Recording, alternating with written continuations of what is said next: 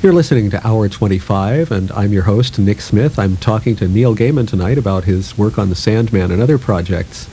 And actually, speaking of other projects, I noticed in something I got from your publicist, you're doing something for the BBC. Would you like to mention that, or can you talk about it yet?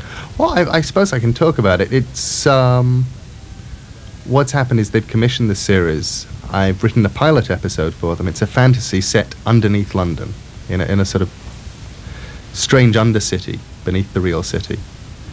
And they loved the pilot, they paid for it, and they ran out of money. The BBC suffered a multi-billion-pound budgetary screw-up last year. So Everything City will simply give them money for the TV series, but not actually ask for any kind of creative control. And I'm basically sitting in dread that one day very soon the phone will ring and they'll say, "Great news, it's all on, and we need the other 5 scripts by Tuesday." But I'm very proud of it. Some days it's called Neverwhere, and some days it's called The Underside. They haven't decided on the title yet. Well, Neverwhere was the original title, which they liked, and The Underside was my working title, and it just sort of depends on the day, really. I think The Underside sounds more descriptive. Yeah, they go back and forth. I have no particular preference on that, but I was really proud of the script. It's very funny, it's very strange, it's got all that kind of Neil Gaiman stuff in it. Well, can you describe a little bit about what you were doing with that? What I was trying to do, and what I was beginning to do, was look at the magic and the weirdness of cities.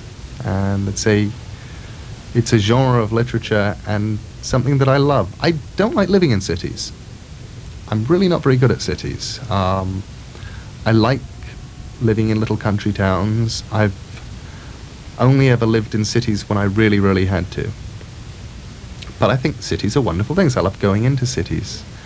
And Neverwhere, or The Underside, or whatever it'll be called, began with me just sort of wondering and obsessing about London, and the London that people don't see, and all the stuff that goes on underneath the city. And then starting to wonder about puns, and what would happen if you started taking the names of places in London very literally. What if there really was an Earl's Court underneath Earl's Court? Is there a Shepherd's Bush? Is there an angel in Islington, or an angel called Islington, who worships at the temple? Those kind of things. Are there Black Friars in Blackfriars? Or Grey Friars in Greyfriars? And so that was basically where it began. And it tells of this civilization underneath London. And what happens to a very nice young bank clerk when he accidentally finds himself part of it. Well, I do hope they manage to finish that. So do I. Those will pray briefly for the BBC's budget to get sorted Was out. that something set up for one of the limited series? I noticed you mentioned only a few episodes, or was it... The deal basically was we'd do 6 episodes, and if they liked them, we'd do another 6 episodes. Something like the season for Red Dwarf, or something along those lines? Yeah, that kind of thing. The British tend to work in 6-episode seasons. You get a 6-episode season of Fawlty Towers, or a 6-episode season of Blackadder, whatever. And I'd be doing it in association with Lenny Henry, who's an English actor and comedian, who's a huge fan of mine. Ah. Well, that sounds like it was a good project. I do hope it goes through. Now, what other kind of things have you been working on? I think you worked on Spawn, wasn't it, recently? Yeah, I wrote an episode of Spawn number 9, for Todd McFarlane, which was very interesting for anybody who doesn't know. Sandman stuff, death, and so on and so forth are all aimed at older readers. They aren't aimed at kids. Kids would find them boring. They don't look like the kind of thing kids would like. Spawn is a comic by Todd McFarlane, and Todd achieved fame and fortune doing Spider-Man. He does comics which are really aimed at kids, and kids really love them. And he asked me to write one, which I suddenly realized that in 7 years of writing comics, I'd never written a superhero comic for kids. I'd never written a comic which was full of shouting and hitting and running around. So that was what I got to do with Spawn. I had 22 pages to do whatever I wanted in, and I filled it with shouting and hitting and running around. Well, that was definitely a change. It was. It sold like well over 1 million copies, which I found kind of strange and shocking. Well, in terms of marketing, what he did, I thought was a brilliant maneuver because his artwork was his strong point anyway. And by asking guest writers to come in and write a whole sequence of stories, you got to see different takes on a character that was really created just as a visual image before that. Exactly. It gave him a lot of background and solidity. And it also... I think there's something very funny and very sweet about the fact that all the reviews came out of Spawn when Todd began it saying, well, it's kind of good, but he can't write. Mm-hmm. And Todd's response to that is, oh, well, yeah, of course I can't write. I'm an artist and I'm a guy who plays baseball. I'll tell you what, I'll get the guys who've won all the awards for Best Writer to write them. And he went out and he got Alan Moore, he got me, he got Dave Sim, who does Cerebus. Frank Miller's written one. And he got us to write them, which I think is lovely and very funny. Well, I think it does work. I hope it teaches him more about the writing, because I think that those are the best issues so far. And I think Todd is still learning. One of the things that makes him a joy to work with is he is willing to work and he is willing to learn. And I'm sure his writing's going to improve. Spawn, for those of you who have not read it, is a very strange story about a fellow who sort of sold his soul to achieve ends, and of course, as those deals work out, it didn't work out. He got a little bit of what he wanted and not really all he was hoping for. And like many of my stories, my issue features an angel. I seem to wind up with angels in practically everything I do. And I keep thinking I've got them out of my system. I remember at the end of Good Omens, which stars an angel and a demon, I thought, right, that's it, I've got angels out of my system. And then I did Season of Mists, which again winds up being full of angels. And saying, right, I've now said everything I wanted to say about angels. Then I wrote a story called Murder Mysteries, which was published in the Midnight Graffiti anthology, paperback anthology, and has just been picked for the year's best fantasy and horror anthology. And that's about angels. And I thought, right, I've really done it. I've got angels out of my system. And then Spawn 9 came along, and I was back doing angels. Although I think an angel with a hunting license was a take I'd never really seen before. Well, that really started out when I was asking Todd to explain Spawns to me, and he explained that Spawn was part of the army of hell. And I thought, okay, if you're the army of hell, and they're composed of assassins and murderers and child killers and all these, incredibly evil people armed to the nines, I thought, well, why do you need an army?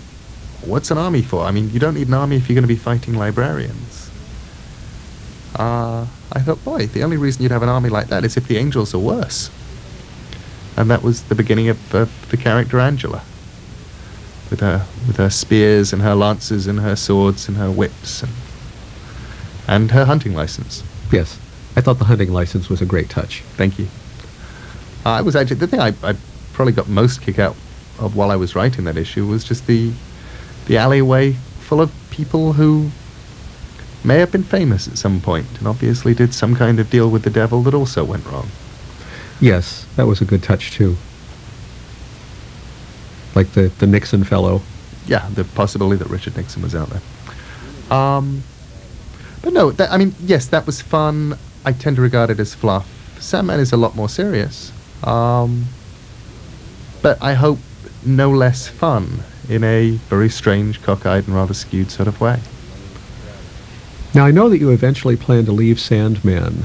Have you really figured out how long of a story you have left to tell before you would like to leave it, or have you formulated it that far? I can't do the Dave Sim thing. I can't say it ends at issue blah.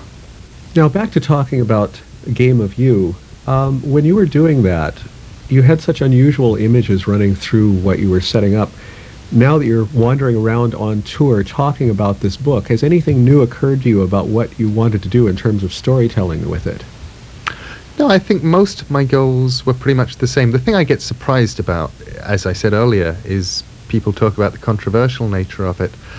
I never saw it as being controversial. I just saw it as wanting to take a number of people who were, in effect, marginalized by society, by sexuality, by whatever they were doing, and by income, and throwing them into this story. I really didn't want to... Game of You provoked very strange reactions from readers. A lot of readers really hated it, because I think it went in and it takes apart, it disassembles a lot of the reasons why people read fantasy and like fantasy. Although, as Chip Delaney points out, Samuel R. Delaney points out in his introduction, that the entire world it takes place in is a fantasy. It is a foolish mistake to divide it into the dream world and the waking world. The whole thing is a story. And a very strange story at that. So the readers who were getting upset at the fantasy within a fantasy shouldn't have been doing that. Well, some of them probably should. I don't mind readers getting upset as long as they read. Mm-hmm. And readers will get upset over strange things anyway. I've just done Sandman 50, which I was very proud of. It's an Arabian Nights story, and it's written in the style of the Arabian Nights. It's a fairly accurate sort of pastiche. And one of the things the Arabian Nights are full of is sort of brief erotic poems and meanderings about the sexual, basically being attracted to adolescent boys as objects of lust and desire. So this is mentioned briefly in passing in the story. And I've got about 4 letters in accusing me of child molestation. And one sort of feels like writing back to each of these people and saying, well, mentioning that something existed in something that's a pastiche of something does not advocate it. Would you burn the Arabian Nights for the same reason? It's pretty strange. Well, those 4 people probably would. Actually, those 4 people probably would. It's true. It's something that every writer, I think, has to deal with, is that there's some people who will take what they read so personally if it affects them in some way or jars something in some way. I think that yes, but I mean, that's a kind of two-edged sword, because what you really want to do is affect people personally. What you want to do is get under people's skin. People used to ask me if Sandman was a horror title, and I'd always say no. At best, what I want to do, I don't want to horrify, I want to disturb. I don't want somebody to turn a page and scream. I want them to wake up screaming 3 or 4 nights later, after they've read it. I'd like to unsettle. I'd like to make people think. And I'd like to make people think things they've never thought before. Well, I believe you're succeeding, and from the success of the title, a lot of people seem to enjoy being unsettled. This is true. And a lot of people like good stories. Well, I'd like to thank you for being in studio tonight. This is Nick Smith, and tonight our guest has been Neil Gaiman, writer of the Sandman comics for DC and the Miracle Man comics for Eclipse, and some very odd and unusual things other than that. One issue of Spawn and Good Omens with Terry Pratchett, a novel that I really recommend that you rush out and try to find. It came out 2 or 3 years ago, so it's going to be difficult, but it's a very strange and twisted thing. Thank you very much for having me, Nick. And good night to you all from Hour 25.